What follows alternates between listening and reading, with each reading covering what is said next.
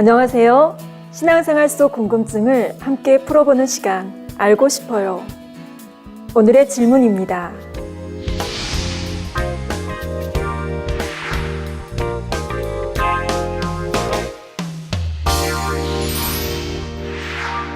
국어사전의 이단이란 자기가 믿는 유해의 도 또는 자기가 믿는 종교의 교리에 어긋나는 이론이나 행동 또는 그런 종교라고 정의되어 있습니다. 즉 자신이 믿고 있는 도나 교리를 옳은 것으로 생각하기 때문에 그 외에 다른 이론이나 교리를 주장하는 곳은 이단이라고 한다는 의미입니다. 그런데 영적인 이단의 정의는 성경에서 찾아야 합니다. 이단이라는 단어는 성경에 총 5번 나옵니다. 그 중에 이단의 정의는 베드로후서 2장 1절 이 한 구절에 나오지요. 그러나 민간에 또한 거짓 선지자들이 일어났었나니 이와 같이 너희 중에도 거짓 선생들이 있으리라. 저희는 멸망케 할 이단을 가만히 끌어들여 자기들을 사신 주를 부인하고 임박한 멸망을 스스로 취하는 자들이라. 여기서 자기들을 사신 주란 예수 그리스도를 가리킵니다. 따라서 성경에서 말하는 이단이란 자기들을 사신 주, 곧 예수 그리스도를 부인하고 임박한 멸망을 스스로 취하는 자들입니다. 예수님께서는 인류를 죄에서 구원하시기 위해 저주받은 자처럼 나무 십자가에 달려 보혈을 흘리며 죽으심으로써 그 대가를 지불하셨습니다. 그러나 우리 예수님은 아무 죄가 없으시기에 사망 권세를 이기고 부활하시어 구세주가 되셨지요.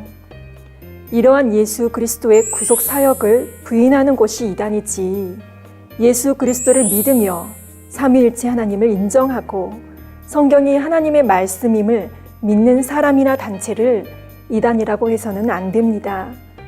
혹 약간의 교리적인 차이가 있으면 그 부분은 내 생각과 다르다고 말해야지 함부로 이단이라고 해서는 안 되지요.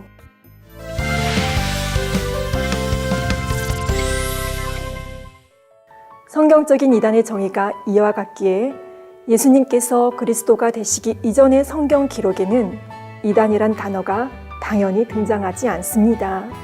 즉, 구약 전체와 사복음서에는 이단이란 단어가 한 번도 나오지 않지요.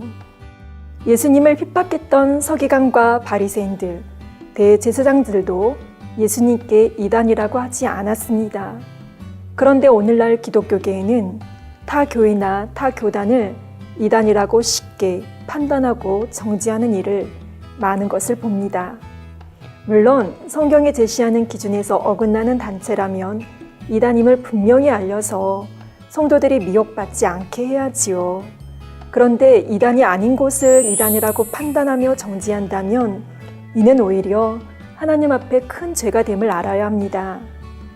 초대교회 당시 사도들이 복음을 전할 때 주님의 영이 사도들과 함께 역사하심으로 많은 기사와 표적이 나타났고 그 결과 수많은 사람이 주님을 믿게 됐습니다.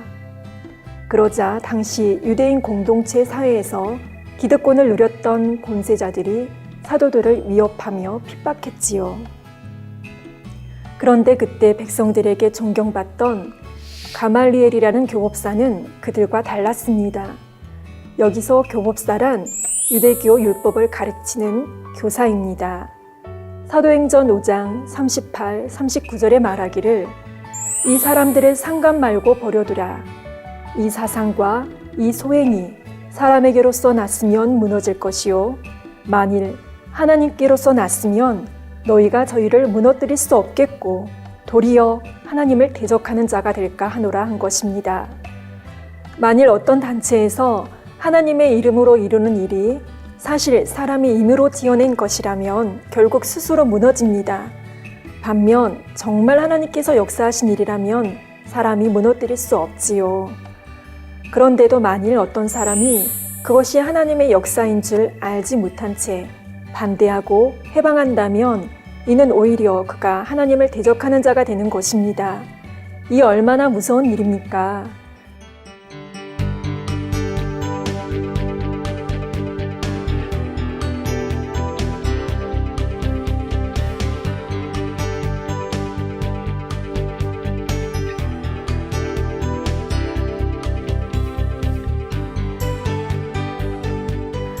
그러므로 GCN 방송 시청자 여러분은 이단이 아닌데 이단이라 말하는 잘못을 범치 않기를 바랍니다. 또한 이단이 아닌 곳을 이단이라 정죄하는 사람들에게 성경적인 이단의 정의를 바르게 알려줄 수 있기를 바랍니다. 귀한 보혈의 값으로 우리를 사신 주님께서 우리에게 원하시는 것이 무엇이겠습니까? 그리스도인이라 불리는 사람들이 서로 판단하고 정죄하는 것이겠는지요. 우리 주님은 지금 이 순간에도 한 영혼이라도 더 구원받기를 간절히 바라십니다. 이러한 주님의 마음을 알아 주님께서 원하시는 삶을 살아가는 저와 여러분이 되었으면 좋겠습니다.